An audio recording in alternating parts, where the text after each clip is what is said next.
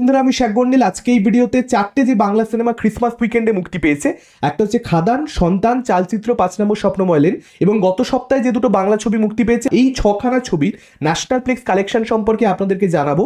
সেটার ব্যাপারে আমি আসছি, তবে সবার আগে এই রাত তোমার আমার হইচই স্টুডিওজের আপকামিং বাংলা সিনেমা পরমব্রত চট্টোপাধ্যায় পরিচালিত, অঞ্জন দত্ত এবং অপর্ণা সেন অভিনীত ছবি, সেই ছবিটার ট্রেলার গতকাল মুক্তি পেয়েছে। ট্রেলারটাকে নিয়ে কথা বলবো, ভালো দিক খারাপ দিক নিয়ে আলোচনা হবে। এখন সবার আগে ট্রেলারটাকে নিয়ে কথা বলে নিচ্ছি। আসলে এখানে আমরা দেখতে পাচ্ছি অঞ্জন দত্ত এবং অপর্ণা সেন তারা একটা বয়স্ক দম্পতির ভূমিকাতে অভিনয় করছেন। এই যে বয়স্ক দম্পতি, মূলত তাদের এক রাতের গল্প এই ছবিতে আমরা দেখতে পাবো। অন্ততপক্ষে টাইটেল তো সেটাই সাজেস্ট করছে। এবার ছবির মধ্যে হয়তো আমরা দেখতে পেতে পারি যে নানান ধরনের ফ্ল্যাশব্যাক হয়তো মাঝে মাঝে আসতে থাকবে। একবার হয়তো পাস্টের টাইম লাইনে নানান এপিসোড আমাদেরকে দেখানো হবে, তারপর হয়তো প্রেজেন্টের টাইম লাইনে আবার আমরা ফিরে আসবো। এইভাবে কিন্তু ন্যারেটিভটা হতে পারে। হয়তো ট্রেলারের মধ্যে আমাদেরকে পাস্টের এপিসোডগুলোর কোনো রকম কোনো ঝলক দেখানো হচ্ছে না, সেটা হয়তো ছবির জন্য বাঁচিয়ে রাখা হয়েছে। হয়তো এখানে এই যে দম্পতি, আমরা ট্রেলার দেখে পরিষ্কার বুঝতেই পাচ্ছি যে তারা গোটা যে দাম্পত্য জীবনটা তাদের, সেটাকে কোথাও একটা স্মৃতি রোমন্থন করছে। তাদের 50th অ্যানিভার্সারি, যে কারণে তারা গোটা দাম্পত্য জীবনটাকে আরো একবার ফিরে দেখতে চাইছে।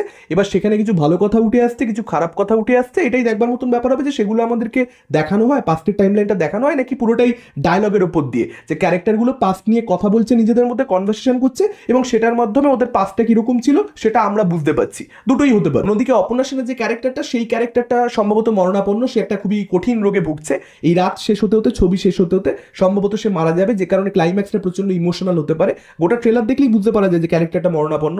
সম্ভবত অঞ্জন দত্তের ক্যারেক্টারটা এক জায়গাতে স্বামী ডাক্তারের সঙ্গে কথা বলছে তার স্ত্রীর হেলথ নিয়ে, এবং তার সঙ্গে সঙ্গে একদম লাস্টে যে দৃশ্যগুলো রয়েছে, যে কনভারসেশনটা, বুকে মাথা রেখে অপর্ণা সেন শুয়ে রয়েছে অঞ্জন দত্তের ক্যারেক্টারের, সেই সিনটা দেখবেন এমন কথাবার্তা অপর্ণা সেনের ক্যারেক্টারটা বলছে, যেখান থেকে পরিষ্কার হচ্ছে যে এই ক্যারেক্টারটা মরণাপন্ন, এ মারা যেতে চলেছে। পরমব্রত চট্টোপাধ্যায় যে ক্যারেক্টারটা, অর্থাৎ এখানে বয়স্ক দম্পতির ছেলের ভূমিকায় পরমব্রত অভিনয় করেছেন, সেই ক্যারেক্টারটার সঙ্গে বাবার ক্যারেক্টারের একটা কনফ্লিক্ট রয়েছে। পরিষ্কার বুঝতে পারা যাচ্ছে একটা সিনের ট্রেলারের মধ্যে, যেখানে পরমব্রতর ক্যারেক্টার ছেলে বাবাকে লুজার বলছে, অঞ্জন দত্তর ক্যারেক্টার সেই মুহূর্তে বাওয়াল করছে ছেলের সঙ্গে, রাগারাগি করছে খুব, কিন্তু তার মধ্যেও কিন্তু সেটাকে কেন্দ্র করে একটা গিল্ট রয়েছে, যে কারণে সে অপর্ণা সেনের ক্যারেক্টারকে জিজ্ঞাসা করছে, তুমিও কি আমাকে লুজার মনে করো, কিংবা তুমি আমার সঙ্গে এতগুলো বছর থাকলে কেন। এই ধরনের সিনও কিন্তু ট্রেলারের মধ্যে রাখা হয়েছে।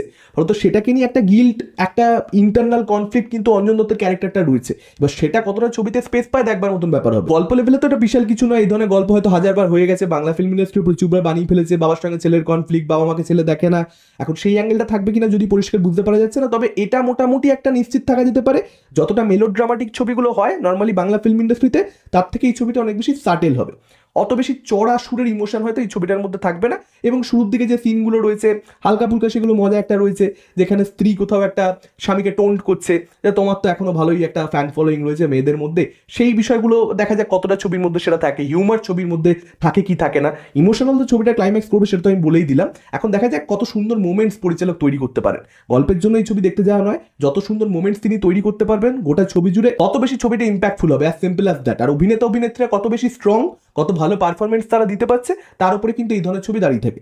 এই যে মোমেন্টসের কথা বলছি, ডায়লগ লিখে দিলেই সেটা ওয়ার্ক করে যাবে না, সেটার জন্য ভালো অভিনয় দরকার। অঞ্জন দত্ত একজন ভীষণ ভালো অভিনেতা বলার অপেক্ষা রাখে না, অপর্ণা সেন একজন ভীষণ ভালো অভিনেত্রী বলার অপেক্ষা রাখে না। দুজনে মিলে ছবিতে যে ফাটিয়ে দেবে, বিশেষ করে অপর্ণা সেনের ক্যারেক্টারটা খুব চ্যালেঞ্জিং, অঞ্জন দত্তের ক্যারেক্টারের এক নিজস্ব ইন্টারনাল কনফ্লিক্ট রয়েছে। গোটা ছবি জুড়ে তারা পারফরমেন্স দেওয়ার সুযোগও পাবে, এবং সেটাকে তারা লুফে নেবে অভিনেতা অভিনেত্রী হিসেবে, এত অভিজ্ঞ অভিনেতা অভিনেত্রী হিসেবে।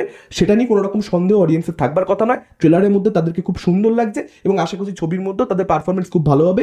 গোটা ট্রেলার জুড়ে মিউজিকের কাজ খুব ভালো, যেটা করেছেন ইন্দ্রদীপ দাশগুপ্ত, এবং ট্রেলারটাকে যে নোটে এন্ড করা হয়েছে, যেরকম কম্প্যাক্ট ওয়েল ডিজাইন হয়েছে ট্রেলারটা, আমার জন্য কিন্তু ট্রেলারটা ভালোই ছিল, ওয়ার্ক করছে ট্রেলারটা। এবার দেখা যাক ছবিটা কিরকম কি হয়। বারবার বলছি, গল্পের জন্য নয়, এই ছবিটা কিন্তু মোমেন্টসের জন্য। যদি ভালো হয় মোমেন্টসের জন্য হবে। পরমব্রত চট্টোপাধ্যায় তিনি পরিচালক হিসেবে যে ছবিগুলো বানিয়েছেন, একটা সিরিজ তার আমার খুব খারাপ লেগেছে, পণ্য সবরীর অভিশাপ, কিন্তু যে সিনেমাগুলো তিনি বানিয়েছেন তার মধ্যে কিন্তু অধিকাংশই আমার খুব ভালো লেগেছে। ফলত আমি আশা রাখছি তিনি এই ছবিটা ভালো একটা ছবি বানিয়েছেন। জাস্ট এরকম ছবি চলছে বাংলার বাজারে, তাই জন্য চলো একটা বানিয়ে দিলাম বক্স অফিসে, সেই সবের জন্য তিনি হয়তো বানাননি।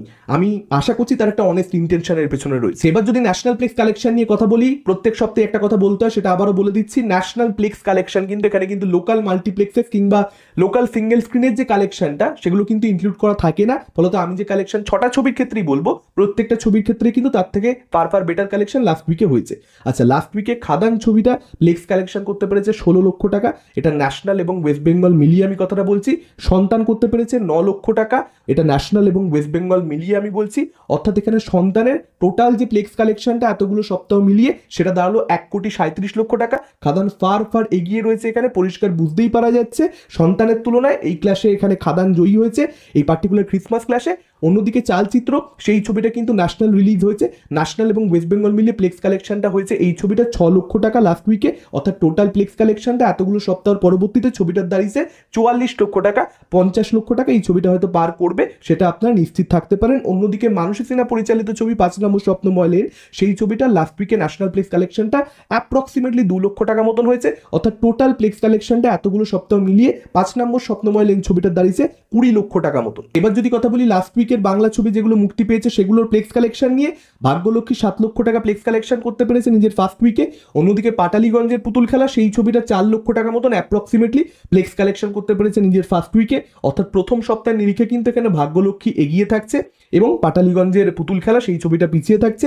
দেখা যাক সেকেন্ড উইক থেকে চিত্র বদলায় নাকি এখানে ভাগ্যলক্ষ্মী লিডটা রেখে দেয়। এবং আফটার অল এই দুটো ছবির প্লেক্স কালেকশনটা কোথায় গিয়ে দাঁড়ায়, আবার বলছি এটা কিন্তু প্লেক্স কালেকশন নিয়ে আলোচনা হলো এই পুরো ভিডিওটার মধ্যে। আপনাদের কি মতামত এই কালেকশনগুলো সম্পর্কে জানতে পারার পর, এবং এই রাত তোমার আমার ট্রেলার কিরকম লেগেছে আপনাদের, ডেফিনেটলি আপনারা সেটা আমাদের কমেন্ট করে জানাতে পারেন। এই ভিডিওটা ভালো লাগলে লাইক করতে পারেন, শেয়ার করতে পারেন। আমাদের চ্যানেল নতুন হলে চ্যানেলটাকে অবশ্যই সাবস্ক্রাইব করতে পারেন। আজকের মতন টাটা, চোখ রাখুন পরবর্তী ভিডিও।